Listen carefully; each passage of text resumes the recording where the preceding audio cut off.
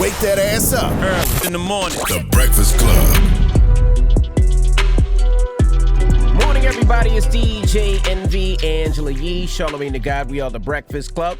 And good morning to our newest family member, too. Power 100.9, Albuquerque's hip hop and R&B. Good morning and welcome to the family. We on in Albuquerque? Yes. Albuquerque then joined the club. Drop on the clues bombs for Albuquerque. What's that? We're 100 what markets now? I think we're in the 109, I thought it was, or 110, I thought. Look at God. Look at God. Look at God. Thank you, God. Oh, for having such a sense of humor to put this little ghetto-ass show in 110 markets. Mm-hmm. All right, well, let's get into some front page news. Where we starting, Yee? Well, don't go to Atlanta for All-Star Weekend, or, well, just the All-Star Game and the skills competition that's happening on March 7th. And the mayor, Keisha Lance Bottoms in Atlanta, has raised some concerns. She said people should not travel to Atlanta to party. Under normal circumstances, we would be extremely grateful for the opportunity to host the NBA All-Star Game, but this is not a typical year. I have shared my concerns related to public health and safety with the NBA and Atlanta Hawks. We are in agreement that this is a made-for-TV event only, and people should not travel to Atlanta to party. She also said there will be no NBA-sanctioned events open to the public, and the city strongly encourages local businesses not to host events in the city related to this game. Nope. Your team was one of the only teams that opened up their arenas early for people to come watch the game. You guys have been open for New Year's, Labor Day, President's Day, Martin Luther King Day. You've been open for every other experience out there, so y'all gonna be open for this one too. Yeah, I respect Keisha Lance Bottoms, and her last name is perfect to be mayor of Atlanta, but this feels like too little too late. All right, the precedent has been set. Yeah, the precedent's been set. Atlanta been wide open for months. That's probably why the NBA decided to have it there. So it's kind of hard to change a player's game in the ninth inning. Is she right? Yeah, but it's like the precedent's been set. Y'all should have been had Atlanta, more restricted than it is. And especially with businesses hurting right now, with people coming to the city, this is a chance to start making some more money. Nah, those businesses are opening. Sorry. People are moving to Atlanta right now. Yeah. It's crazy. But, listen, just stay safe, everybody. Please. Crime and COVID will definitely be up after NBA All-Star Weekend in Atlanta. All right, now there are some takeaways from Joe Biden's CNN town hall. We did some of them earlier. We talked about vaccinations. We talked about how he does not want to defund the police. Other things that were discussed, he actually answered a question from a young audience member, Layla. I believe she's in second grade, and she had a question about dying from COVID.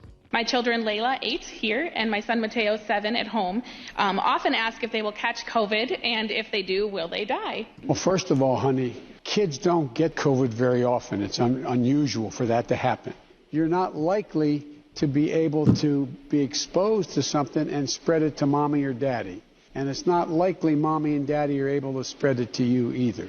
So I wouldn't worry about it, baby. I promise you. Don't be scared. You're going to be fine. We're going to make sure mommy's fine, too. Where you get that information from? How would Trump have said that? Trump would have said the kids will be fine. You'll die, but your kids will be fine. Goodness well, he said it's not likely that you'll get it. Isn't it a lot less likely for kids? Yeah, but I know a lot of people that true? actually got it from their kids, that the kids went to school, got it, and that's how they received it. That's how they got it. So it can happen.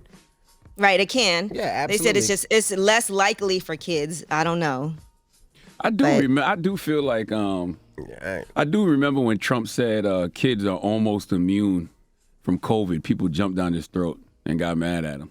So you do see the double standard in the media. No, a lot of kids are getting it. That's why they've been closing the schools the way they've been closing it and cleaning up the schools. Kids have been getting it. Like I said, kids at my little smaller kids, elementary kids, a bunch of those kids got it.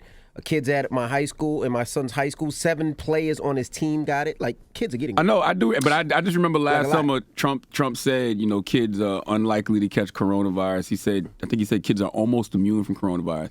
And they jumped down his throat from that. So I'm just saying, you see the double standard in the media. Was that before or after he said that if you use bleach, it'll help you? That was before, actually. Well, that's the reason why. No, that was before he said the bleach thing. Yeah, that was in August. All right. In addition, the conversation also turned to minimum wage and raising that minimum wage to $15 an hour. The vast majority of the economists, and there's studies that show that by increasing the minimum wage to $15 an hour, it could have an impact on a number of businesses, but it would be de minimis, et cetera. Here's the deal. It's about doing it gradually. We're at $7.25 an hour. No one should work 40 hours a week and live in poverty. He's absolutely right. And I'm wrong. Trump said the bleach thing in April. He said the child thing in August. Right. All right. Well, those are just some takeaways from the town hall yesterday. So when they going to increase minimum wage? Well, I think, first of all, in certain places it is higher. Like in New York, it's $11 an hour if you have employees. If you have, I think, 11 or more. And if you have 10 or less employees, it's $10.50 an hour. Mm-hmm. So for small businesses, it's a little bit less. So I think it depends because obviously it's really expensive to live in New York as compared to other places. Mm-hmm. And so right now that's what it is, but there's no federal minimum wage of $15. So they're talking about doing that gradually. But we'll see what happens. They got to pass that. All right. Well, that is your front page news. All right. Now, when we come back, we're going to speak to the brothers from the Earn Your Leisure podcast and Earn Your Leisure University. Now, if you don't know what Earn Your Leisure is, they're a bunch of two brothers. Rashad and Troy. Who started a podcast to talk about financial freedom and generational wealth. Not just one way of doing it, though. They talk about everything from real estate. They talk about stocks and bonds. They talk about trucking, about the vending business. They try to break it down to help people get into different businesses. So it's not just you're looking at athletes and rappers and producers and DJs. You're looking at different ways of making money and financial freedom so you don't have to necessarily have a boss. Yeah, they're two of the most financially literate people you're going to ever come across, man. And more importantly, they're very culturally competent, so they know how to talk to us about our finances. All right, and we'll get into that next. It's The Breakfast Club. Good morning.